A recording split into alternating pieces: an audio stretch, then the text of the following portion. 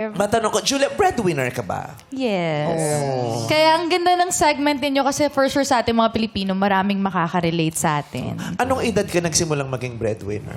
5. Gagawin 5 years bulilit, no? old. Oo, Opo, bago Hindi, TV going Patrol. bulilit yung sa TV. Pero 5 years old nagko-commercial na eh. Oh, commercial Katulong ko na. si lola ko naman, pero ako na rin talaga yung tumayong nanay sa bahay. That's really young. Ganun, no? Oo. Napaka-aga. Pero nakakatuwa yung sa kanya kasi success story siya. Kaya si Zia, yung katrabaho ko ngayon, nakikita ko yung sarili ko sa kanya nung nag-work ako that age. If there is one thing na gusto mong ipaalala sa mga breadwinners, ano yun? Kapit lang, time will come, ma-appreciate din kayo. Darating din ang pagkakataon na sasabihin mong, buti hindi ako bumitaw para sa kanila. Oh, Ganda naman, no? yes. Correct.